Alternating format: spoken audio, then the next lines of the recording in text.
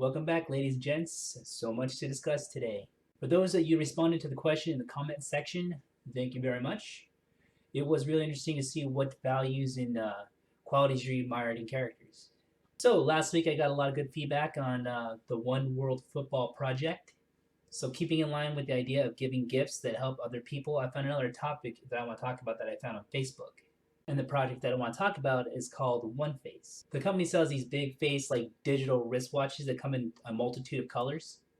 Very stylish, very fancy, very nice. The watch costs about $40, and from what I can tell, the watch really looks like something you would spend about $40 on anyways. But here's where the important part comes in. Each color of a different watch supports a different charity / organization. And here are the colors and causes that you would be representing if you bought one of these watches. There's a red watch to help AIDS treatments. A white watch goes for feeding starving children. A black watch goes towards the American Cancer Society. A yellow watch will provide clean well water for people who don't have it in their area. There's a pretty blue watch for the environment. And lastly, there is a pink watch, and yes, it supports breast cancer. Another thing I found really cool about this is if you go to their website, it actually gives you calculations or numbers on how each watch directly affects the causes. For example, one white watch will feed about 16 starving children. 5 red watches will supply AIDS treatment for a month.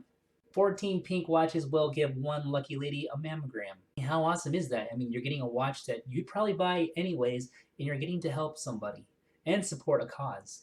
So whatever causes you deem worthy, or maybe you even support one of these causes already, this concept is just awesome. This kind of brings me more to a personal note. I believe everyone should have a cause that they support actively. This advice came personally from one Andrew McMahon after I met him for the first time after a show at the House of Blues. After discussing the work that he did with leukemia and the Lymphoma Society and the foundation that he started, he actually said to me, you know, it doesn't matter what the cause is, as long as you have something that you're working for.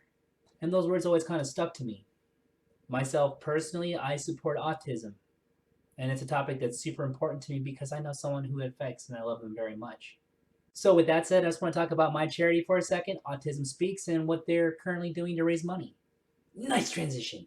Right now, for a whopping price of $300, Autism Speaks has a list of very popular celebrities that will record a personal greeting message for you up to 20 seconds long.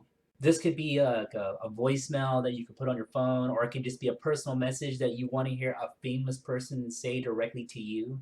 That being said, I'm sure there are limitations. Are these celebrities, you might ask? Well, let's see. Ed Asner, Will Ferrell, Carrie Fisher. For you, those who are less cultured, that's Princess Leia.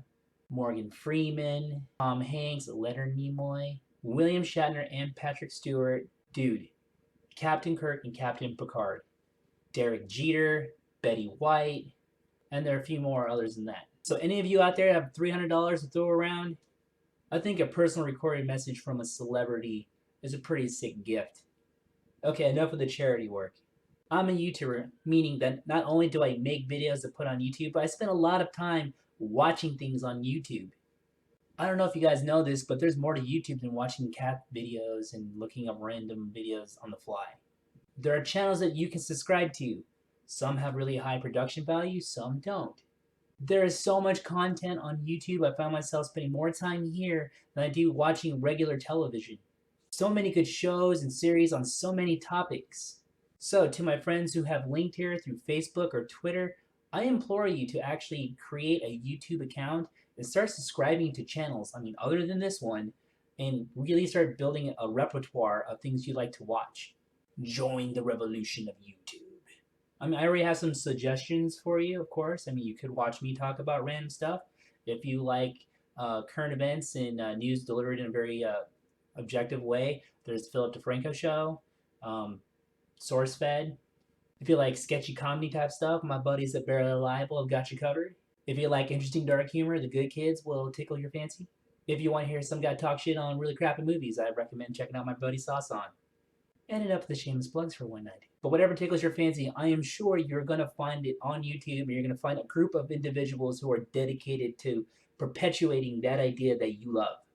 So to anybody watching out there, what are your favorite things to watch on YouTube? What do you recommend? Hit me up in the comment section below. Tell me what's good.